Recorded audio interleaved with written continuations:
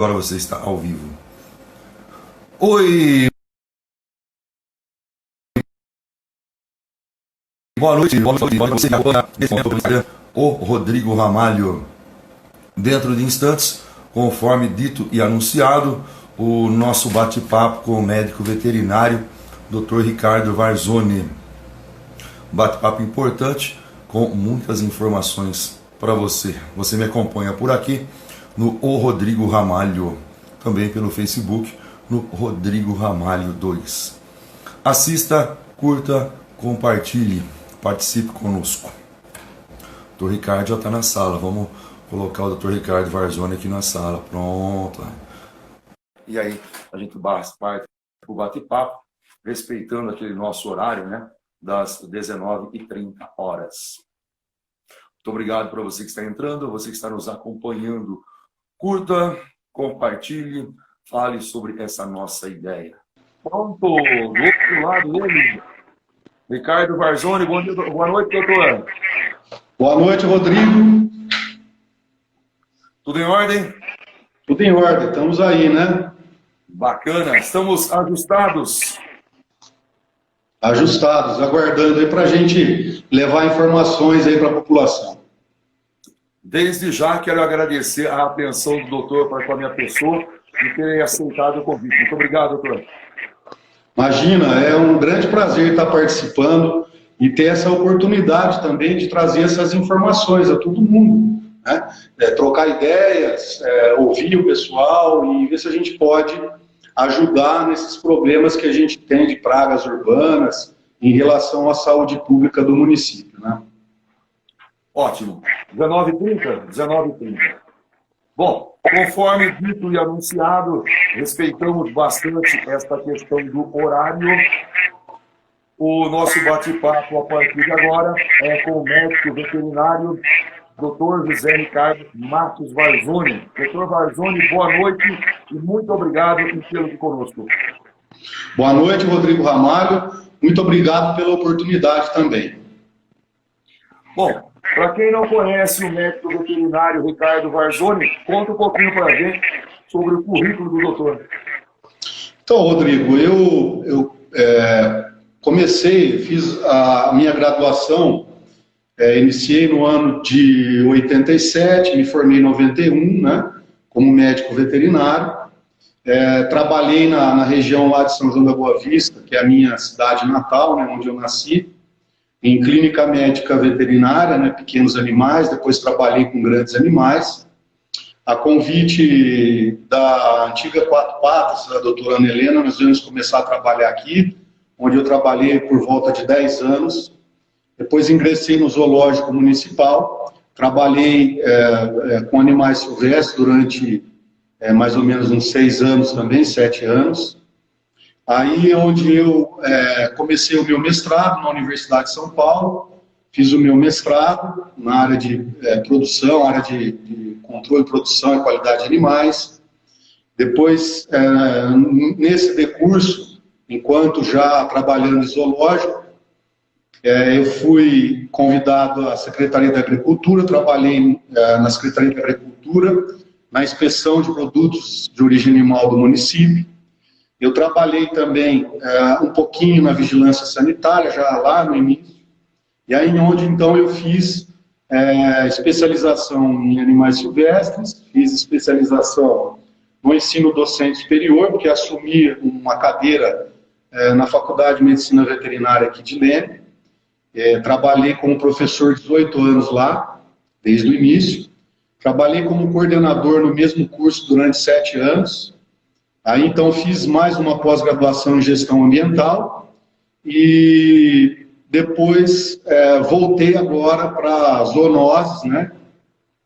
E lá eu milito na área de saúde pública, na área de doenças de cunho zoonótico e com um grande trabalho, um forte trabalho, bastante auspicioso na área da dengue, né? Na área de arboviroses, transmissores das arboviroses, e agora trabalhando bastante com escorpiões e outras pragas também, já há 3 para 4 anos. Entendido. Só a título de registro, né? Vamos deixar registrado, o doutor Vargon é nascido em Vargem, em São João da Boa Vista. Isso. E no início desse ano eu tive o prazer de dar a ele, né, o título de cidadão lemense. Então, por força de lei municipal, o doutor Ricardo Vargon hoje é um cidadão lemense, correto? Com muito orgulho, Rodrigo. Quando eu vim a Leme, no ano de 94 para 95, né, já são alguns anos já, eu fui aqui acolhido de forma plena, né, muito bem acolhido, recepcionado, fiz grandes amizades aqui na cidade, levei o nome de Leme a muitas outras universidades, cidades com palestras, quando a gente trabalhou na área do zoológico, com muito orgulho mesmo que eu recebi esse título e espero fazer jus, né? Já me sentia como cidadão antes, né? A outorga do título veio confirmar o grande carinho que eu tenho pela cidade de Leme. Bom, doutor Ricardo Varzoni, pragas urbanas. O que são pragas urbanas? Então, pragas urbanas, né, são espécies de insetos e animais que invadem, né, o ambiente urbano e provocam danos à saúde humana, né, através de mordedura, picadura, ou seja, qualquer danos que possa causar à saúde das pessoas, se adaptam com facilidade, né, são considerados vetores de uma certa forma, e inúmeras doenças eles podem transmitir, né? E essas pragas urbanas, elas aumentaram em função de alguma mudança de comportamento nos últimos anos do homem em relação à higiene, os cuidados pessoais com as residências, não só aqui falar de residências, comércios, né? Restaurantes, qualquer tipo de ambiente que possa, de alguma maneira, por um descuido nosso em relação à saúde do ambiente e os nossos cuidados, possam criar um ambiente propício ao desenvolvimento desses insetos e desses animais também. Entendido. Só vou pedir um pouquinho, para o senhor só dar uma baixadinha no som do senhor aí. Só dá uma baixadinha no som, por gentileza. Baixadinha no? No som. No som. É que está dando retorno aí, eu não consigo ouvir. Melhorou? Um, dois. Melhorou? Sim. Melhorou. Bom, entendemos o que é pragas urbanas. Pragas urbanas e saúde pública é uma grande preocupação. Pragas urbanas e saúde pública. Eu gostaria que o senhor comentasse um pouco. Então, saúde pública, Rodrigo, é tudo aquilo que a gente faz para a cidade, para o município, de alguma forma possa trazer conforto em relação à saúde do cidadão. Se eu descuidar de como eu me comporto em relação ao ambiente, seja ele doméstico, comercial ou mesmo o ambiente como o bioma do que envolve todo o município, eu vou estar criando uma condição propícia e vou comprometer essa saúde pública, né? Aquilo que possa trazer de problema para mim e para o meu vizinho, né? E para as pessoas que estão no meu convívio, né? Por isso a gente fala saúde pública.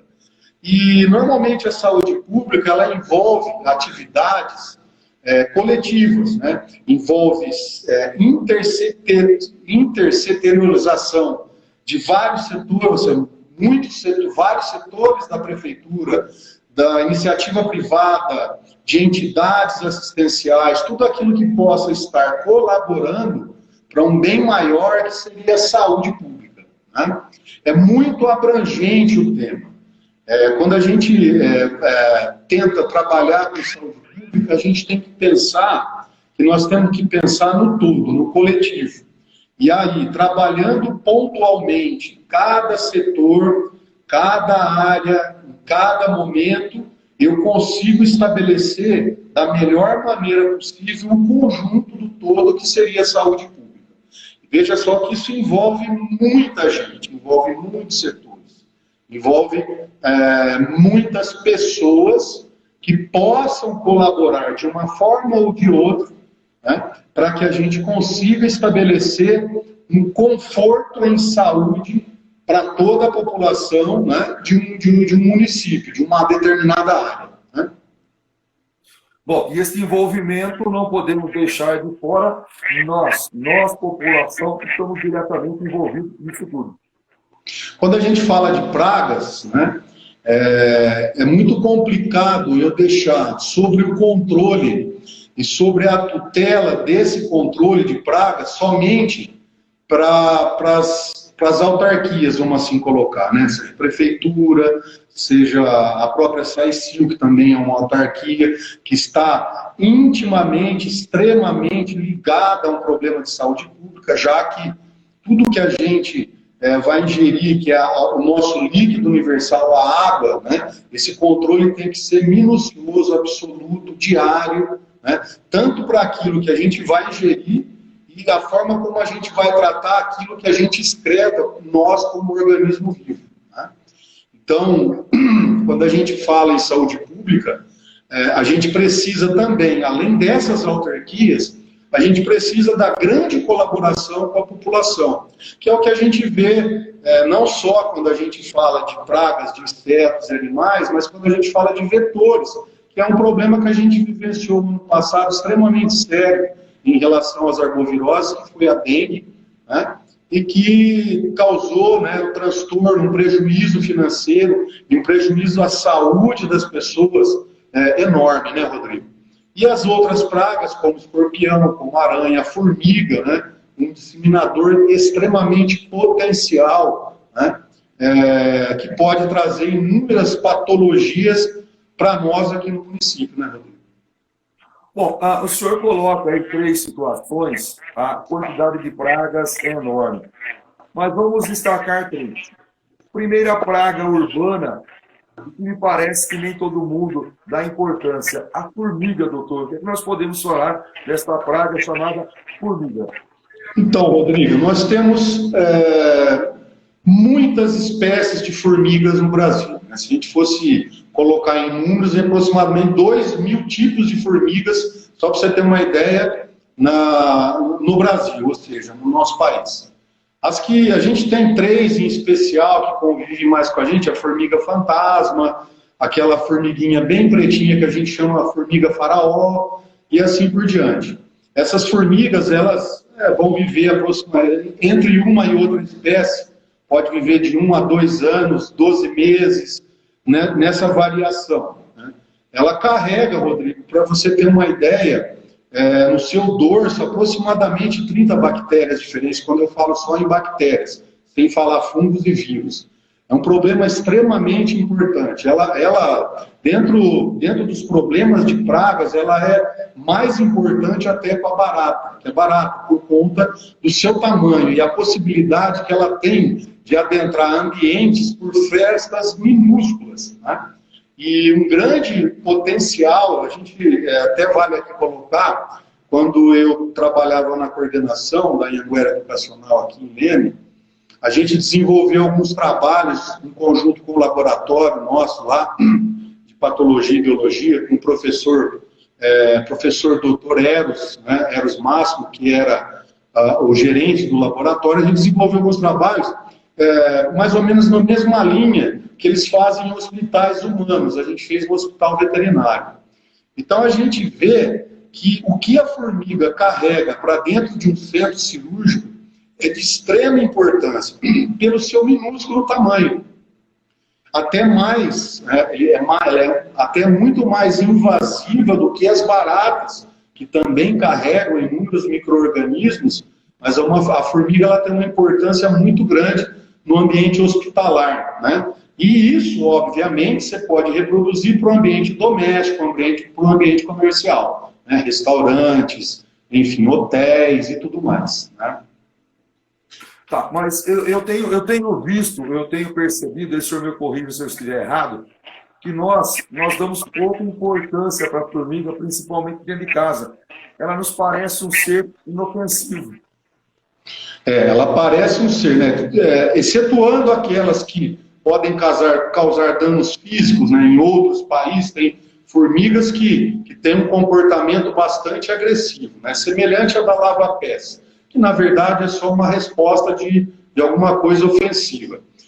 Quando a gente mantém frutas, verduras e alimentos sobre a pia, sem cobertura, principalmente frutas deterioradas, assim como a mosca, a formiga, ela vai depositar os seus ovos e vai, obviamente, desencadear a sua reprodução. E muitos micro-organismos que ela carrega, às vezes, nos causam patologias sérias e graves, e que só um médico, ou seja, um profissional de saúde, vai conseguir depois identificar com os exames laboratoriais específicos. Mas ela não é inofensiva não, Rodrigo, ela pode carregar inúmeras patologias para a nossa residência, né? O controle é até um pouquinho complicado, mas hoje a gente tem no mercado algumas coisas mais seguras, né, que a gente possa utilizar. Quando esse descontrole, ou seja, essa presença dessas formigas, ela num quantitativo não muito grande, a gente pode lançar a mão desses produtos comerciais no mercado. Quando perde e ganha proporções onde há um descontrole disso, aí então a gente tem que contratar empresas especializadas para esse tipo de atividade. Bom, um outro item que o senhor cita anteriormente é a questão das aranhas. O que é que dá para falar sobre essa questão de aranhas, doutor? Aranha, o que a gente vê bastante, né, a gente tem alguns acidentes peçonhentos gravíssimos com aranha, né? Três principais que a gente tem que tomar bastante cuidado: a aranha marrom, né, a armadeira e a viúva negra, né, que são as aranhas que do nosso convívio doméstico são as que são mais potencialmente nocivas em relação às proteínas as quais elas utilizam para caçar, e por um acidente, né, que a gente chama de acidente peçonhento, acaba chegando essa proteína até nós através de uma picada, e as lesões podem ser gravíssimas, Rodrigo, principalmente quando a gente fala de crianças e idosos que possam, porventura, ter alguma comorbidade, e isso é um agravante enorme, né? Elas estão... Pois não. Só um questionamento. Por que essas aranhas peçonhentas aparecem na área urbana? O que é que atrai essas aranhas para a área urbana? Ou, ao contrário, nós invadimos as áreas das aranhas? O que acontece é assim, o mesmo que acontece com todas as pragas. Nós ocupamos os espaços desses animais, aos quais anteriormente eles conviviam num bioma natural, né, de sobrevivência e caça e tudo mais. Nós começamos a invadir essas áreas, né, e aí nós, com essa invasão, a dificuldade de saneamento, a superpopulação, que a gente acaba descontrolando, né, falta de saneamento, enfim, essa urbanização acelerada e descontrolada, muitas vezes que acontece, a gente acaba por evitar e danificar esse bioma, fazendo com que a gente faça a extinção daqueles animais que são predadores delas, né? Então elas acabam não tendo predadores, e ainda, por consequência, e um agravante, a gente começa a ter um comportamento em relação às nossas habitações que não deveria ser o usual, que não deveria ser o correto. A gente compra um terreno, não roça o terreno, cria mato, acumula entulhos, a gente faz a reforma de casa, mantém aqueles materiais que sobraram desta construção, como tijolos, madeira, enfim. Os jardins não recebem uma manutenção adequada de estar sempre aparando, principalmente para as aranhas, né? Os jardins, as teias de aranha em casa, qualquer indício de início de uma teia de aranha, um pano úmido, recolher esse material. Isso tudo colabora que a gente tenha um contato maior, né, com o aracnídeo, e aí a exposição ela se potencializa, e os riscos que a gente chama de agravos de saúde pública, que seria os animais peçonhentos, ele acaba acontecendo de uma forma desenfreada e aumentando esse risco, né, Rodrigo? Entendido. Meu bate-papo nesse momento é com o médico veterinário, Dr. José Ricardo Marques Varzoni, Dr. Ricardo Varzoni, que gentilmente atendeu o nosso convite e bate-papo nesse momento no nosso canal ou Instagram. Você pode compartilhar, você pode curtir, o bate-papo vai ficar disponível depois aqui para você também, informar aos seus amigos que possam estar assistindo e ter aí muito conhecimento. Doutor Varzoni, dentre as pragas urbanas, tem a questão do escorpião. Você liga a TV, está na internet, está no rádio, está em todos os meios de comunicação. O escorpião. O que é que acontece que está surgindo tanto escorpião assim, doutor?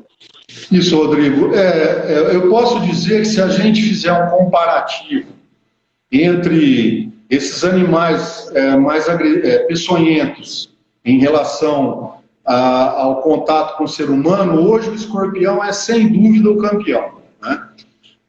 As notificações e os acidentes, eles aumentaram bastante.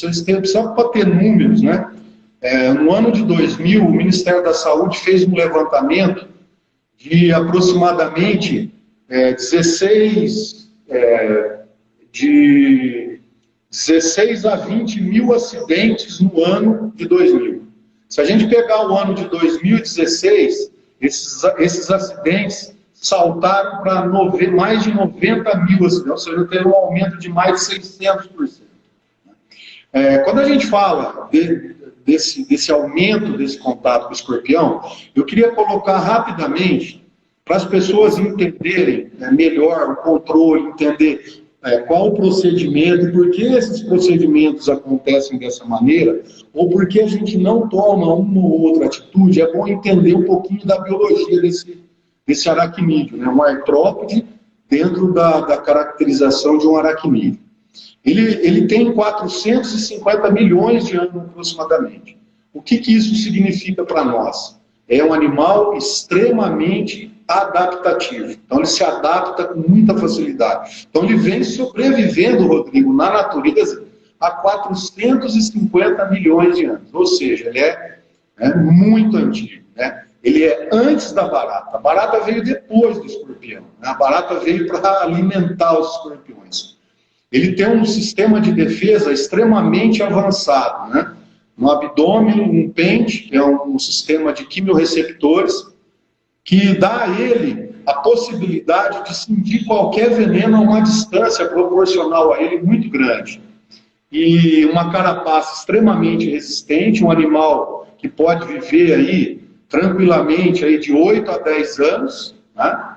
Ele fica sem se alimentar até 1 ano, olha só como um animal é resistente, né?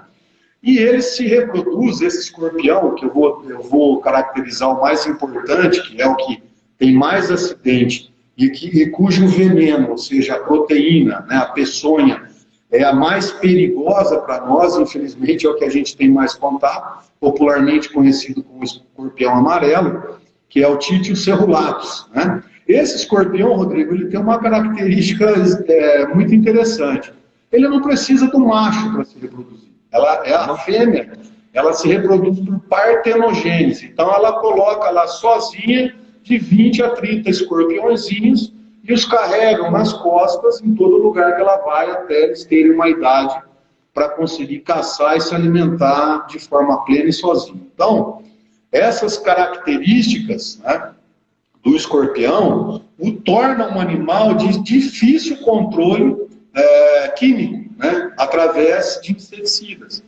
Ele tem um hábito crepuscular e noturno. Então, durante o dia, dificilmente você vai encontrar um escorpião andando. Você vai encontrar ele durante o dia alojado debaixo de madeira, debaixo de uma telha, debaixo de um tijolo que eu deixei da minha construção ou da minha reforma no fundo do meu quintal, né?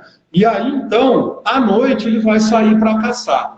E ele vai caçar o que, Rodrigo? Ele vai caçar as baratas, as quais a gente, por uma falta de controle de sanidade do meu ambiente doméstico, que deixo restos de comida, não faço uma limpeza adequada, não fecho, né, os meus invólucros aos quais eu guardo os meus alimentos, ela vai sair para se alimentar e ele fala, opa, é o meu horário também de me alimentar. E aí esses riscos, eles tornam-se potenciais.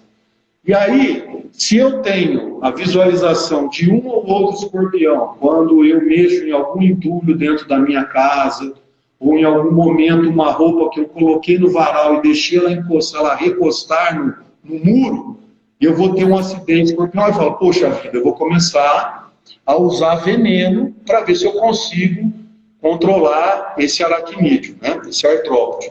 Aí o que vai acontecer, Rodrigo? Eu vou criar uma possibilidade dele se desalojar pela agressividade do veneno e o acidente ele aumenta em até 4, 5 vezes.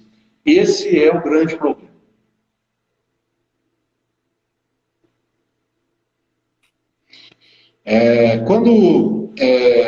Às vezes as pessoas têm uma grande dúvida em relação aos escorpiões, né? Por que não usa veneno, né? Porque o órgão, a autarquia do saneamento não usa veneno. A autarquia ela tem a indicação, né, pelo Ministério da Saúde e pelo órgão competente ao qual rege todo esse controle de pragas urbanas, que é a SUSEM, né? A nossa SUSEM aqui de Campinas, que é onde a gente presta todas as informações colhidas no município, os acidentes, o número de animais encontrados, a catalogação desses animais, as visitas domiciliares que os agentes da prefeitura são treinados para fazer, toda essa orientação nas residências, elas são feitas pontualmente, e isso é informado no sistema de saúde que chama Scorpion. Esse sistema, ele identifica onde foi que encontrou o escorpião, qual foi o ambiente, em que cômodo da casa, quantos foram encontrados, o que trabalho foi feito no entorno. Então, a autarquia, se ela utiliza de algum controle, ela só pode fazer em relação às baratas, né? Se ela fizer esse controle dos escorpiões nos esgotos, imagina para onde esses escorpiões, sentindo a presença desse veneno que se utiliza, o microencapsulado, ela vai para onde? Os ralos das residências. Daí, se esses ralos eles não tiverem fechado, que é o que a gente recomenda, ralo fechado, com tela, obstruir a passagem de água do tanque no momento que não está sendo utilizado. Quando eu tomo banho, eu abro o ralo, terminei de tomar banho, eu fecho o ralo, para que esses animais não adentrem a residência através dos ralos e do esgoto, né? De todo o caminho da máquina de lavar roupa, tudo isso tem que ter atenção, né? Então, a gente não recomenda o uso do controle químico. Isso deve ser feito quando encontrar o escorpião, comunicar o órgão competente, que é o núcleo de zoonose do município, para que os agentes façam toda a orientação pontualmente na sua residência. Tá, me corrija e me oriente se eu estiver errado. Me parece que até um pouco tempo atrás não se falava tanto da incidência de escorpião, não se comentava tanto.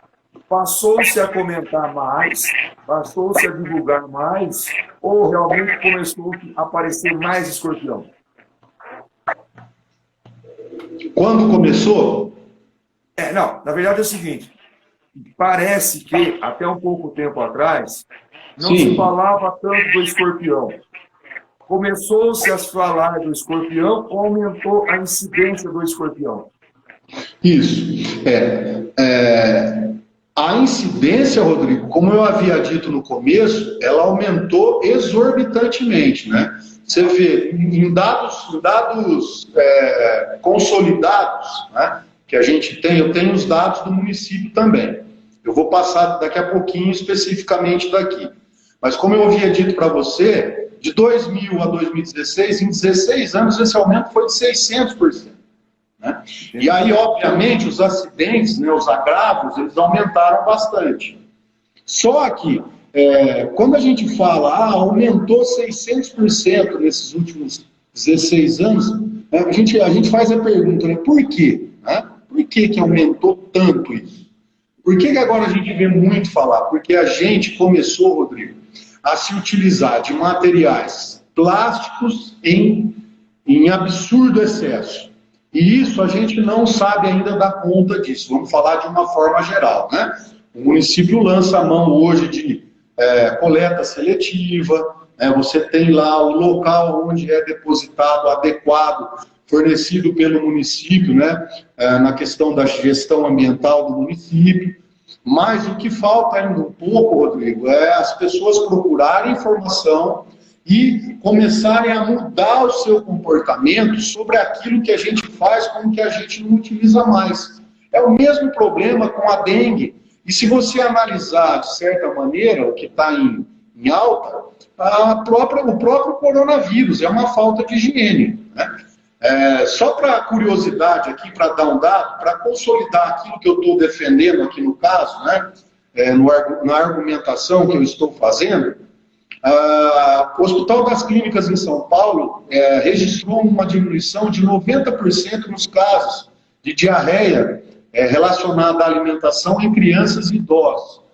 Por quê? Porque as pessoas estão lavando mais a mão, estão preocupadas com o Covid, né? Estão se higienizando mais e não tem mais ninguém, vamos dizer assim, a grosso modo, né, entre aspas, com diarreia, porque as pessoas estão se cuidando mais. Então, vence algumas pestes, vence alguns problemas em decorrência do nosso mau comportamento em relação ao nosso ambiente, trazer essa necessidade da gente mudar. Então, o que eu estou dizendo, isso vale para os escorpiões, com certeza, é que daqui para frente a gente vai começar a repensar muito o nosso comportamento e a gente vai ter que mudar muito o nosso comportamento para que a gente consiga viver com essas pragas e com essas doenças, né, infecto-contagiosas, e as pragas também carregam essas doenças, fungos, vírus, bactérias, para que a gente consiga ter uma qualidade de vida melhor, né, Rodrigo? Bom, o senhor tem números, beleza, os números. O senhor tem de números e dados para a gente? Se a gente pensar em escorpiões, né, que esses dados são mais consolidados em função, obviamente, do que a gente tem que prestar contas ao Estado e à União, obviamente. Então, se a gente pensar do final do ano passado, 2019, até a presente data, nós temos em torno de notificações só de escorpiões, ou seja, de pessoas que encontraram escorpiões no ambiente doméstico, a gente tem mais de 300 notificações no município. E aí é que entra o trabalho, né? De cada notificação dela, de cada pessoa que procura o centro de zoonose, um vidrinho, escorpiãozinho na mão, e vai levar esse escorpião, né? A gente tem que fazer a busca na residência, orientar a residência em relação a tudo aquilo que eu falei. Cuidado com as roupas, ao calçar um sapato, a vestir uma roupa, a colocar uma roupa no varal, ao fechar um ralo, a não manter material no fundo do quintal. Tudo isso os técnicos vão orientar. A gente vai fazer tudo isso numa residência e vai fazer, Rodrigo, isso no entorno de aproximadamente 50 a 100 metros em todas as residências que a gente tem no entorno dessa residência onde foi encontrado. Então, é um trabalho extremamente minucioso, quantificar, identificar, marcar com o GPS aonde esse inseto, esse aracnídeo foi encontrado, notificar o sistema de saúde. Quando tem um agravo, então, um acidente com escorpião, esses dados eles têm que ser muito mais completos e minuciosos. E o que é feito, Rodrigo, a base do trabalho é orientação, educação, e aquilo que a gente está fazendo agora, que a gente faz na rádio, que a gente faz na mídia, enfim, em todos os lugares. Entendi. Doutor, só para não se alongar, né, para a conversa não ficar extensa, apesar de importantíssima, e a gente faz depois numa outra oportunidade, nos dá uma palhinha sobre a questão dengue, que é uma outra praga urbana. Mas está a questão... Então, Rodrigo, nós estamos fazendo um trabalho, por isso que eu digo a você, a gente tem que trabalhar dengue, então, depois carrapato, escorpião, ratos, que é um problema extremamente grave também de praga urbana, que a gente faz o mesmo trabalho que a gente faz com o escorpião, a gente faz com o rato, a gente faz com carrapatos, tem que nebulizar às vezes até uma residência onde é um descontrole absurdo, e a gente faz com a dengue. Então a gente se divide em equipes para fazer esse tipo de trabalho. Hoje a dengue, ela é trabalhada no casa a casa normal, ela é trabalhada nos mutirões, em todas as sextas-feiras, as quais a gente também divulga na mídia falada, no rádio, né? Além da mídia televisiva, que é né, um enxame de informação toda hora, todo momento falando sobre a dengue. Agora ela diminuiu um pouco, obviamente o enfoque no momento está em cima do coronavírus, pela gravidade, pelo número de óbitos, obviamente, mas a dengue mata muito também, né? Principalmente no nosso país. E a gente divide isso também nas ADLs, nos levantamentos da densidade larvária, que é o que nos proporciona uma visão do que pode estar vindo por aí quando a gente faz o levantamento de larvas, para que a gente trace estratégias onde a gente consiga trabalhar e pontuar onde a gente tem locais e focos com potencial maior, né? A gente faz esse trabalho, a gente, no momento, não realiza nebulização, porque a nebulização ela é o último estágio de qualquer ação e atividade quando a gente fala de arboviroses, né, dengue, chikungunya, zika, né? A gente é o último estágio, ele não é o mais eficiente é o controle mecânico, é o que a gente faz lá na casa, tirar, colocar a sujeira para fora, orientar o morador de como fazer com os ralos, como fazer com a calha, como fazer com a privada que fica abandonada no fundo do quintal, naquele quartinho que tem um banheiro, tem que manter a tampa fechada. Enfim, esse trabalho ele é o mais eficiente, Rodrigo, comprovadamente, né, cientificamente, pelos pesquisadores da própria SUSTEM, do próprio Ministério da Saúde. Então, hoje a gente trabalha mais em cima de controle mecânico, Rodrigo, que é o mais eficiente. Hoje, comparativamente com outros municípios, nós estamos numa situação um pouco mais confortável. Eu não gosto muito dessa palavra confortável, porque quando a gente fala assim, dá a impressão que a gente está bem, que não tem um problema, enfim, que a dengue ela não tem mais sazonalidade, a gente conversa muito sobre isso. A ocorrência é o ano todo, ele consegue se reproduzir o ano todo, a gente não tem mais um período que é maior, adentro, então a transmissão, ela acontece o ano todo, né? Esse ano nós estamos falando do tipo 2 viral da dengue, né? Que é o que está circulando, que foi o mesmo tipo que circulou no passado, talvez esse seja um ponto ao qual a gente atribui um pouco menor essa transmissão, por conta de que o ano passado, como a gente teve uma casuística altíssima, né, passando de 4, 5 mil casos, né, ainda considerando que as subnotificações, que muita gente não procura o posto, infelizmente ainda, né, quando ela vem mais amena, os sinais e os sintomas, né, mas a gente teve ano passado uma casuística enorme. Então hoje nós estamos falando em torno de 260, 262 casos positivos, em torno aí de 300, 305 casos negativos. Nas últimas 3 semanas, nós estamos recebendo as notificações com mais negativos do que positivos, né? Essa semana nós tivemos aí em torno de 8 positivos, 6 a 8 positivos e 17, 18 negativos. A gente acompanha isso diariamente. Então, essa semana foi um pouco menor, mas a gente teve semana de equiparação, né? 20 positivos para 25 negativos e assim por diante. Então, hoje, nós estamos, comparativamente com outros municípios e o ano passado que nós tivemos, nós estamos numa situação um pouquinho mais confortável, mas a gente não pode baixar a guarda, né, Rodrigo? Uma coisa que eu quero colocar aqui, né, que é muito importante, a gente tem que manter esse trabalho forte, né, de formiguinha mesmo, diário, e que as pessoas colaborem conosco. Eu só queria colocar, Rodrigo, só para a gente pensar um pouquinho, imagine você que esse ano fosse o ano passado, nesse momento, que nós estávamos aproximadamente de 3.700 casos, com os postos de saúde superlotados, né, em função da dengue, e tivéssemos o Covid concomitantemente, né, seria o caos, né? Então, acho que a gente pensando assim, a gente não sabe o que acontece no futuro, a gente tem que manter esse trabalho em relação à dengue sempre forte. Ótimo. Médico veterinário, doutor José Ricardo Varzoni, José Ricardo Matos Varzoni, doutor Varzoni. Gostaria de agradecer mais uma vez o senhor, o doutor, e que deixe uma palavra às pessoas que nos acompanham nesse momento e que vão assistir posteriormente essa nossa gravação, doutor. Primeiramente, agradecer a oportunidade de trazer essas informações. Eu, como professor e coordenador de curso, acho que a informação ela tem que ser disseminada, ela não deve ser guardada, ela deve ser compartilhada, e esse compartilhar faz com que a gente também aprenda, né?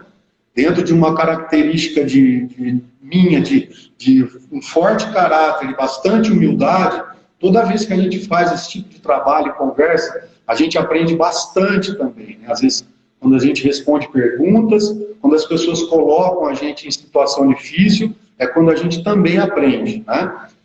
Colocar que as pessoas continuem nos ajudando nesse trabalho, não só pela dengue, pelo escorpião, modificar o seu comportamento, repensar os seus comportamentos em relação à área urbana, ao que a gente produz, o que a gente faz com que aquilo que a gente não utiliza mais, como que a gente descarta isso, aonde a gente coloca, né? Pensar no meio ambiente como um todo, a gente faz parte dele, né, Rodrigo? E um último recado, cuidado, né? Cuide-se, fique em casa, na medida do possível. A gente que está trabalhando na saúde, a gente não parou, mas a gente toma bastante cuidado em relação a isso, e a gente só continua trabalhando porque existem outras coisas que a gente também precisa preocupar além do Covid. Então a gente está na frente de trabalho porque precisa. Agora, se você pode se resguardar, se você pode realizar a sua atividade de outra maneira, ou faça. Bacana. Doutor José Ricardo Matos Varzoni, doutor Varzoni, muitíssimo obrigado em atender o meu convite.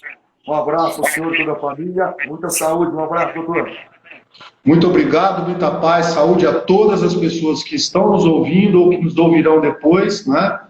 Com os auspícios do grande arquiteto do universo que a gente vai também caminhando, né, Rodrigo? Que é o nosso Deus. Obrigado e boa noite a todos.